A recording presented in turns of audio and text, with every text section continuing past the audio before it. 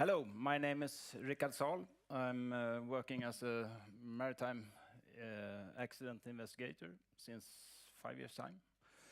My background is within shipping, commercial shipping since 43 years soon.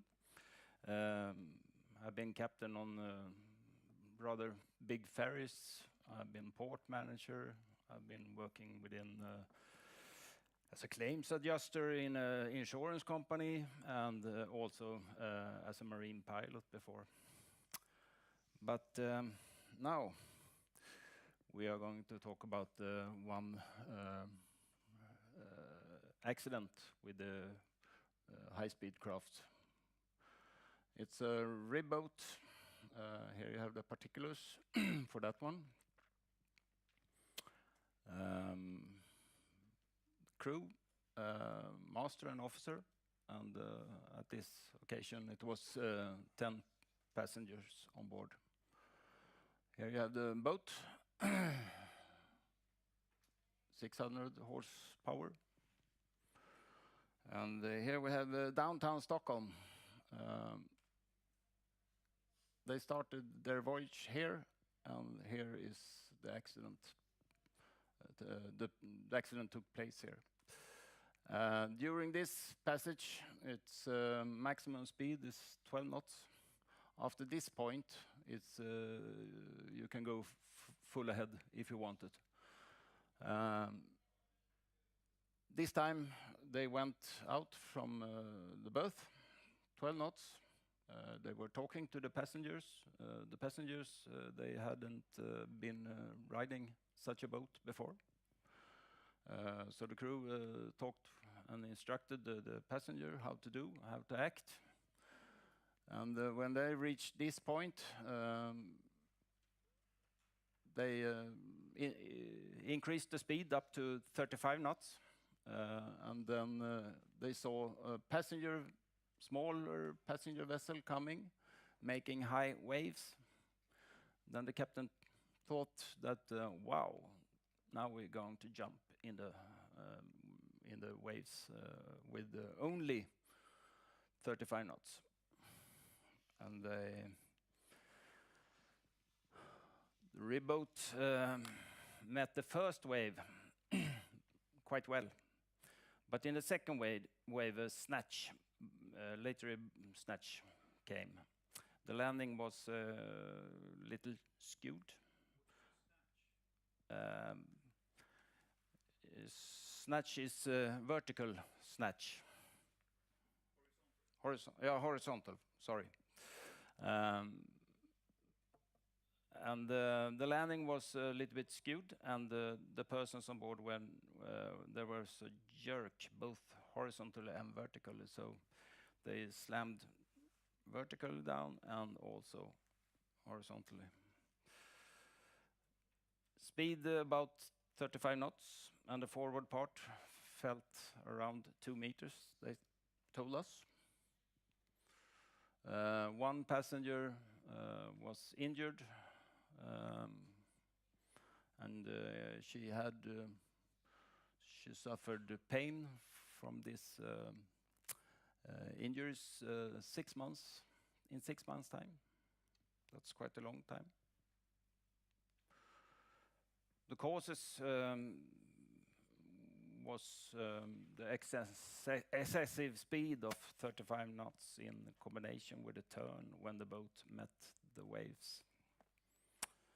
Contributing causes, the shortcoming in planning the voyage initial part at high speed included omitting heating up of the passengers.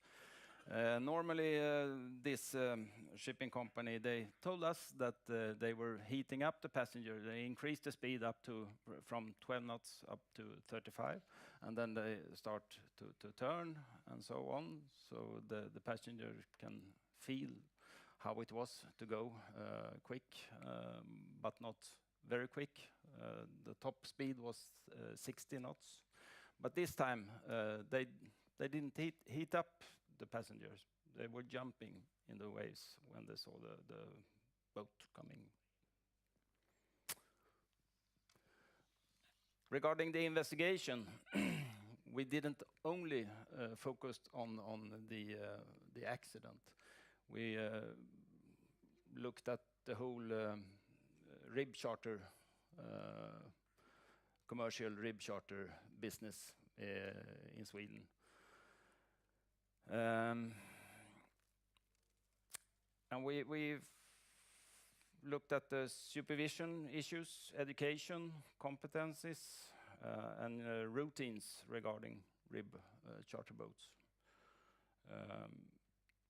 The report also states that there's a need to expand the reporting obligation in case of marine casualties. We have quite a lot. We know that we have quite a lot of incidents and accidents with this kind of rib charter boats, but many times no one is reporting it to the authorities, and that's why we were focused on that this time. Now I need some help. I think something happens, or if I can manage it myself. So we gave some recommendation to the Swedish Transport Agency. We want them to, or we recommend them to perform risk-based supervision of existing rib charter boats owners in Sweden as soon as possible, and prepare a realistic inspection interval for rib boats. The transport agency, they didn't have any such a inspection scheme. We also recommend them to, in their supervision of the course holder, evaluate the course content of the high-speed education,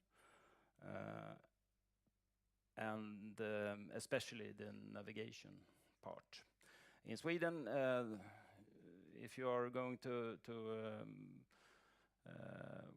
drive a boat with the capacity more than 35 knots, you need to have a 1 week high-speed course. That course, up to 80-90% of that course was only dealing with navigation inside the archipelagos areas. We want them to focus more on safety matters and handling the craft. More to the recommendations to the Swedish Transport Agency. Consider appropriate measures to maintain the skills acquired in the course. In fact, that course, you only need to go that course once upon a lifetime. For instance, you can go the course today, and then you are not driving a boat for 10 years. Then you still have your license. We don't think that's a good idea. We think that you need to practice some months or something like that, some days or whatever, to continue to keep that certificate. And we also want them to cooperate with a branch organization. They started a new branch organization in Sweden, and we want the transport agencies to cooperate with that branch organization to jointly develop safety standards for these kind of vessels. And the shipping company was we had some recommendation for them as well. When the passengers are booking those kind of trips, we thought it should be very good if if the shipping company told the passengers on beforehand what to do and the safety issues regarding that. And the second point, information should also include that passengers in advance are informed of the contents of the trips.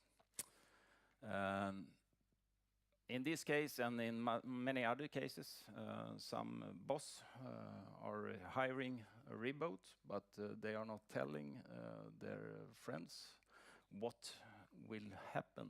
And many cases, passengers are coming down on the quays, and they don't know that they are going to have a trip with a rib boat.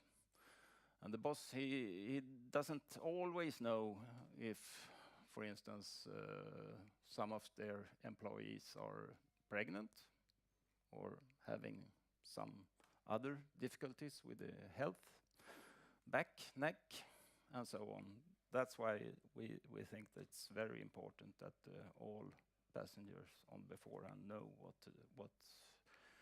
is going to happen. Surprise trips, that's included. And then implement checklists or other standardized information materials to support crews' instructions on safety routines.